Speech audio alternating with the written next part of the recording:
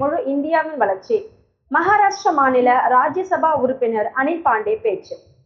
ஒரு மாநிலத்தின் வளர்ச்சியே முழு இந்தியாவின் வளர்ச்சி என ராணிப்பேட்டையில் பணிபுரியும் தொழிலாளர்களுக்கான கல்வி வழிகாட்டி நிகழ்வில் மகாராஷ்டிர மாநில ராஜ்யசபா உறுப்பினர் அனில் சத்யராவ் பாண்டே தெரிவித்தார். ராணிப்பேட்டை டச் கம்பஸ் நிறுவனம் சார்பாக பணியாளர் கல்வியில் சிறந்து விளங்குதல், எக்ஸலன்ஸ் இன் எம்ப்ளாயிஸ் எஜுகேஷன் என்ற தலைப்பில் பல்வேறு தனியார் நிறுவனங்களில் பணிபுரியும் தொழிலாளர்கள் வேலை செய்து கொண்டே மேற்கல்வி ஆலோசனை வழங்கும் நிகழ்வு சனிக்கிழமை நடைபெற்றது. இதில் வீடு தேடி கல்வி ஆலோசனை வழங்கும் முறை அறிமுகப்படுத்தப்பட்டது. வேலைக்கு செல்லும் தொழிலாளர்கள் தங்கள் நிறுவனத்தில் எவ்வாறு கல்வி சேவைகளை பெறலாம் என்பதையும், அவர்களுக்கு தேவையான பல்கலைக்கழகங்களையும் கல்வி நிறுவனங்களையும் எவ்வாறு தேர்ந்தெடுத்து படிப்பது என்பதையும் டச் கேப்ஸ் நிறுவனம் கல்வி ஆலோசனை வழங்கப்பட்டது.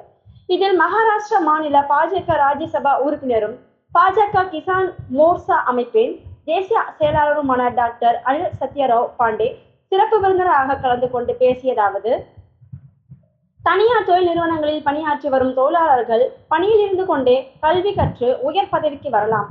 அதற்கான அனைத்து வாய்ப்புகளும் டிஜிட்டல் தொழில்நுட்ப வளர்ச்சியால் உருவாகி உள்ளது. ஒரு மாநிலத்தின் வளர்ச்சி முழு இந்தியாவின் வளர்ச்சியாகும். இதன் மூலம் விரைவில் 5 ட்ரில்லியன் பொருளாதார மதிப்பு கொண்ட நாடாக இந்தியா உருவெடுக்கும் என நம்பிக்கை தெரிவித்தார்.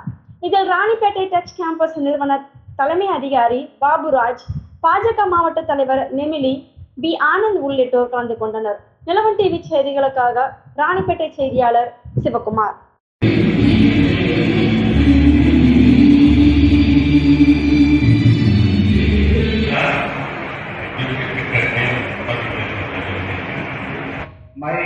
Even my mother, she used to say that she could not able to complete her studies because of this lack of clarity of guiding her. Since her last year in all states, during the COVID, all officers used to make the meeting on mobile or laptop, that is Zoom meeting. Now that Zoom meeting is also continued. Now today also Zoom meeting is continued. No one is required to go from Chennai to the Delhi for any meeting.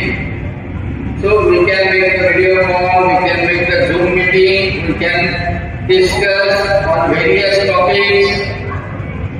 And that's why this online programming, now I have been in USA, more than 50% of the people